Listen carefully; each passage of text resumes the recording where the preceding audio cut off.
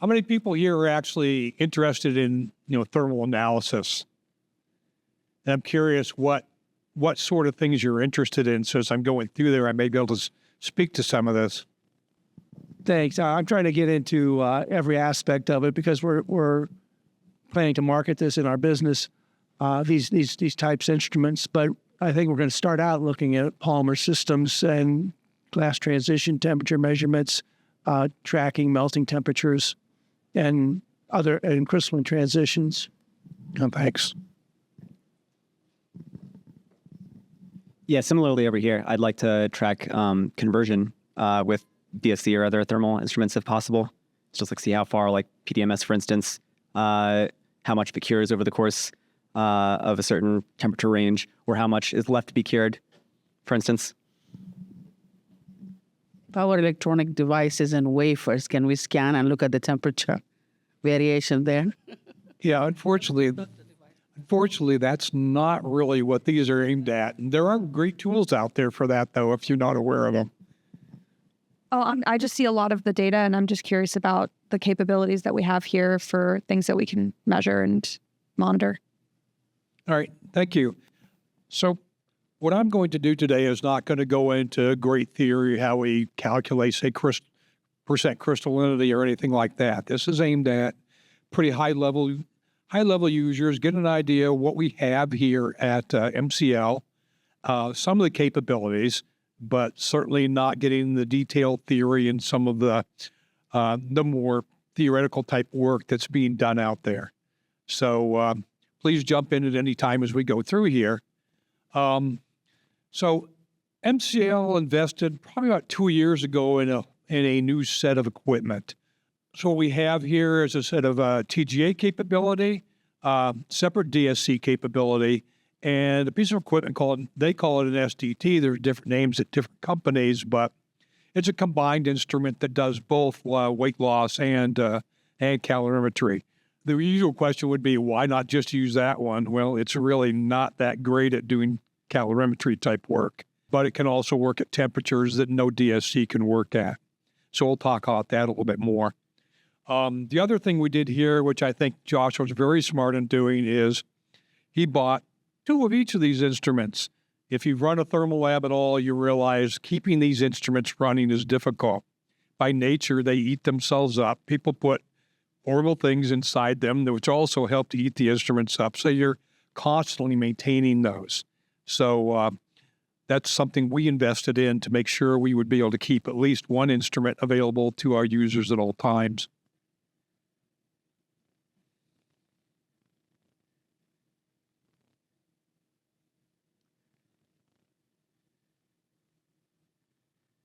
So let's start off weight loss or TGA.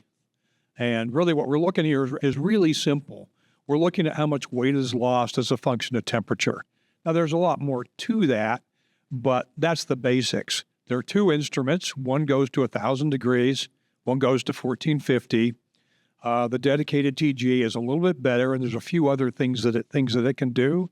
But frankly, the SC2 is very good for that, and it goes up to almost 1,500 degrees. Mainly the choice there is usually made by, depending on what temperature regime you're working in. The TGAs themselves, again, are pretty simple. You can see right here you have a platinum pan. That pan is hanging from a balance, and it's a very, very high resolution balance in the order of fractions of a microgram. The furnaces we have are set up with not glass, but fused silica type envelopes in there. So in the future, we may be able to do EGA type work on them. And all of our instruments are set up with autoloaders, which again, you can see down at the bottom. These experiments tend to take a long time. A lot of the users come in and put a lot of samples on, and they'll run overnight or even for, a day at a time. The SDT is a little bit different animal, right? What the SDT has has 2 beams on it. At the end of those beams, we have small pans. On the other end up here, we have a balance end on this as well. We also can use this for heat flow by looking at the difference in the temperatures between those 2 pans. That allows, in this case, these materials are a lot more refractory, so this can go to a lot higher temperature. But the design here is mainly to enable the ability to do heat flow as well. So what can we learn? There's a number of different things. I'm just going to point out a few of these. Most of them is really looking at dissociation. What happens to your material with temperature? At what temperatures does it start to break down, give off gases, and that sort of thing? There's a whole list there you can read, but what I wanted to point out is there's also a very different approach to this. Is a lot of interest in carbon sequestration today. In this case, we actually heated up this material, drove off the gas, introduced right here CO2 into the system, and you can see how much CO2 is actually picked up by this particular material. So we're able to actually look at carbon sequestration in materials, which is, again, which is a pretty major area at the university in a number of different labs right now. So I'm going to just hit a few of the things that are maybe outside of maybe what most people think about a TGA. The first one that TA is put in is something they call high-resolution TGA. So what this is showing is with a normal curve, you might see a curve that looks like this, okay? So it's a dissociation reaction, and yeah, there's a bit of a bump in there. By going slower through that region, you can discern that there's actually more than one reaction going on there. So really what they're doing is a normal high-resolution run, you would run very slowly through that temperature range. What they do is they, in the software, they can run this up, and where they start to see a significant change, they'll automatically slow down the machine. So instead of having a run that takes 10 hours, it'll only slow down in the areas of interest. So it's really nothing new, but it adds a lot of convenience to what they're doing and cuts down on the user time or the cost to run the instrument. Another one that I certainly wasn't aware of when I got into this that's out there is the ability to study reaction kinetics. There's a number of different methods out there to look at basically activation energy for reactions. And in this case, if you look at them at different heating rates, you could actually back out the activation energy. I know we talked about this earlier. Traditionally, this requires multiple runs. With what they call modulated TGA, what TA is doing, and a number of other instrument manufacturers are doing as well, is they're modulating the temperature as it's going up. And by doing that, they're able to see kind of a combination of those rates and able to directly get that activation energy out for the samples. Now, this isn't applicable to all chemical reactions, but certain first-order type of reactions are viable here. So this takes the time, what used to take 4 or 5 runs, you can do it in one run. Doesn't always work. For the right samples, it's a real time saver. Again, if you're not using this, this may not be of that much interest, but just a little bit of kind of practical notes on this, which was kind of one of the intentions of this, is normally we'll run platinum pans. That's fine. A lot of your metals, metal alloys, different materials that have metals in them will alloy quite nicely with platinum, and particularly at high temperatures and at reducing or neutral atmospheres like nitrogen.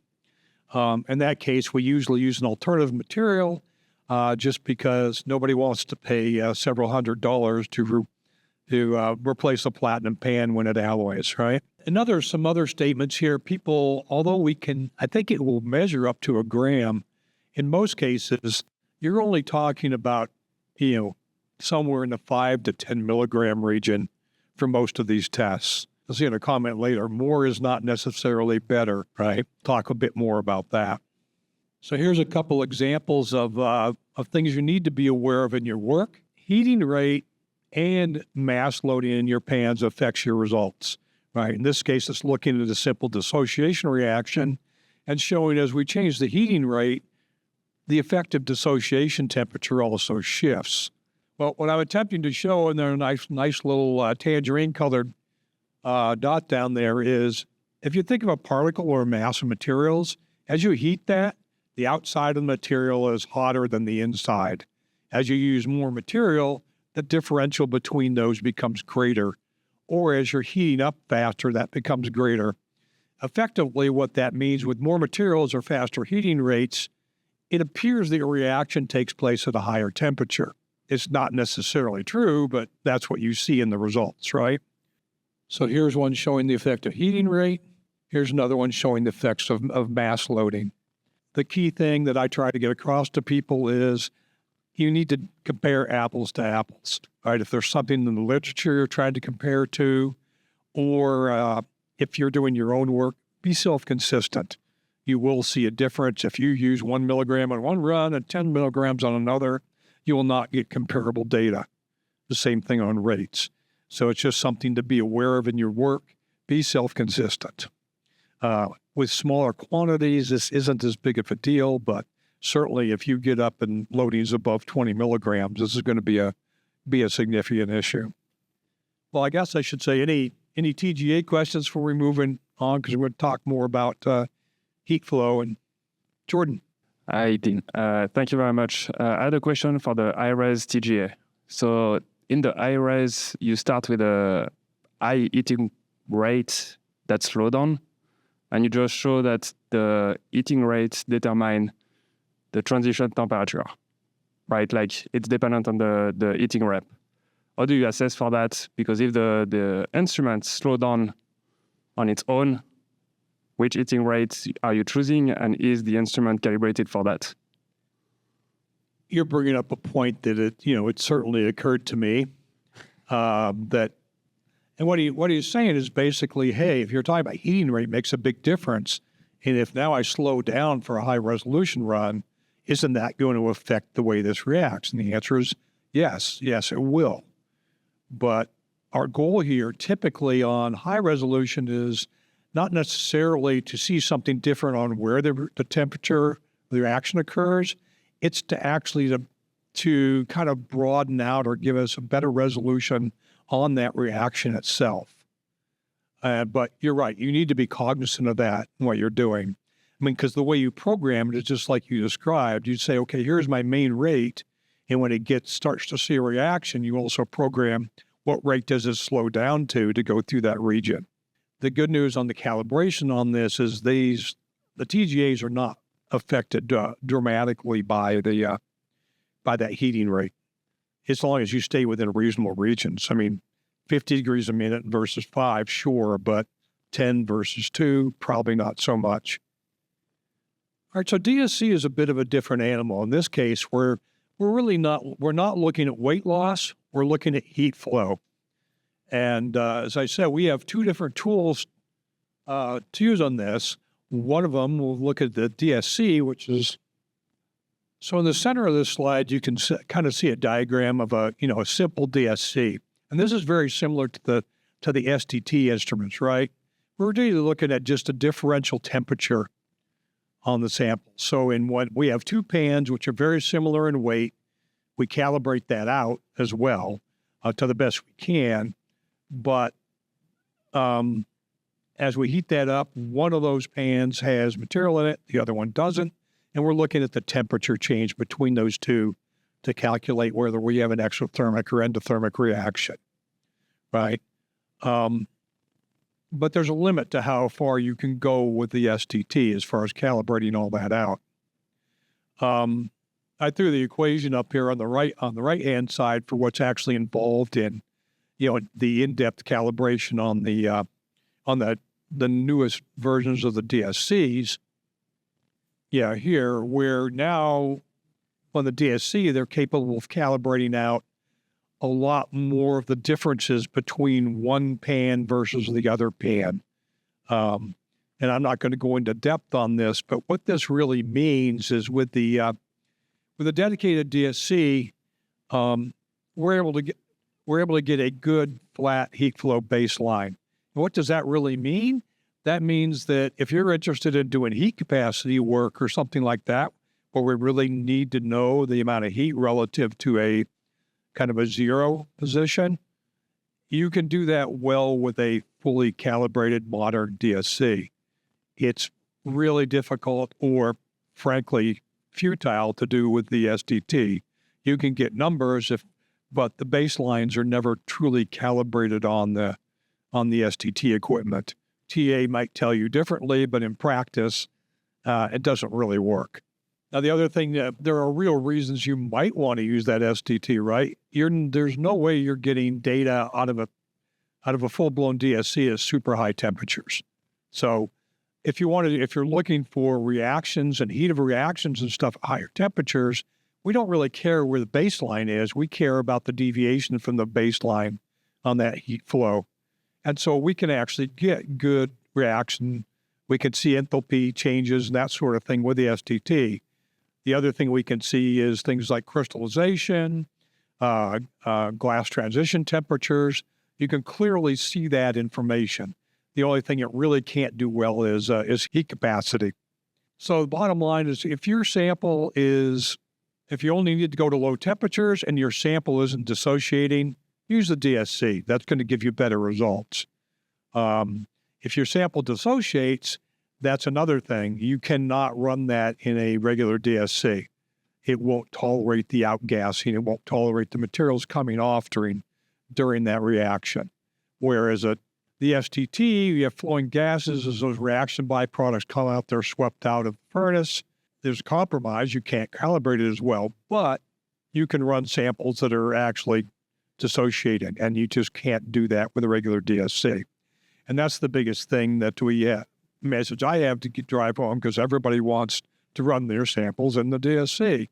And at this point, we refuse to let them run it until they run a TGA run and know at what range their sample dissociates, because otherwise there's just too much risk to damaging the cell. So this is another very interesting tool. The modulated DSC, the biggest advantage is it can separate what we call reversing heat flow from non-reversing heat flow. Again, if we look at the equation on the bottom right, you see your total heat flow is your heat capacity times the differential in the temperature, plus any heat flow that's coming from a reaction. What modulated heat flow does is it separates that by modulating the temperature as it goes up, and your heat capacity related heat flow will follow that modulation. A chemical reaction type heat flow will not. The example that's up here in the upper right-hand corner, if you look at the center in the green, you see the heat flow signature that you're getting from the sample. In this case, they're trying to find a glass transition temperature, which is reversible.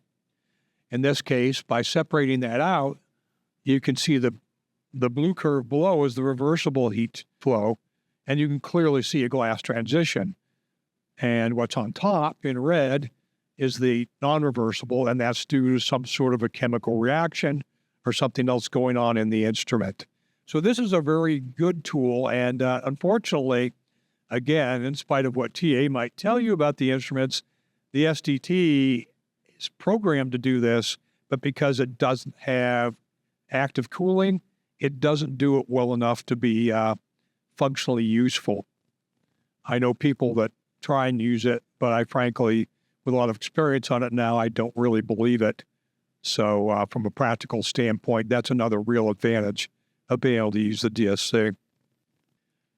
And again, heat capacity measurements as well. Again, traditionally, there's a multi-run way of doing this. Again, it's 3 runs at least. But with these newest instruments, because they can be calibrated very, very accurately, you can do that in one shot if you've got a good baseline calibration, which can be a little tricky to get sometimes. But with modulated DSC, you get that very, very accurately without much of a limit without actually making the run that much longer. So it's a much more efficient way of getting very accurate heat capacity measurements. So again, this is just more practical type stuff. I get a lot of folks that will come in and they really don't know what they want to do. They don't know much about their materials. That's fine. That's what a university, we see that a lot. But realistically, know as much about your material as you can. If you haven't run a TGA run on it. Know where it dissociates, right? What regions are you really interested? What data are you really interested? If you're interested in heat capacity, well, we'd probably go towards a modulated type system. If not, we don't need to head that direction. But know as much as you can about your sample. And like I said, if you look at what we do here, if you do not run a TGA, we won't let you run the instrument, because I've heard too many times people say, yes, my stuff's fine to run. And no, it's not. It's dissociating dramatically during the runs, which is a real problem. So again, we have the same sort of sample size trade-offs and rate trade-offs, but there is a different consideration. You might think that going slower heating rates is going to be the best thing. But if you look at the heat flow equations, if you really want to bring out your heat capacity, a faster rate will actually give you a much stronger signal for the reversing heat capacity, which will get, again, you get your heat capacity that much more accurately. But in general, you can see the recommended material weights are pretty darn small. Another consideration is, again, for best heat flow, TAA and I'm sure other instrument companies as well have designed their own pans, which have extremely flat bottoms, the purpose of that being to transfer heat as good as possible. And it does work very well, but there are also some sample considerations. If you put a chunk of material in there that doesn't have any intimate contact with the bottom of the pan, that's not nearly as good as a powder. Or if you take your solid material or whatever and cut it and set it flat in the bottom of the pan, that's going to give you much better results. So again, these aren't be all end all. You can't always do this, but this will give you, this is some good guidance for giving you better results, better resolution in your runs. So again, didn't try to get into the weeds too much about, the theoretical details and the stuff that you can do, but I hope this at least gives you a little bit of guidance on some of the practical considerations, things you need to think about before you run the thermal equipment, and also what capabilities we have here at the MCL. All right. Thank you very much.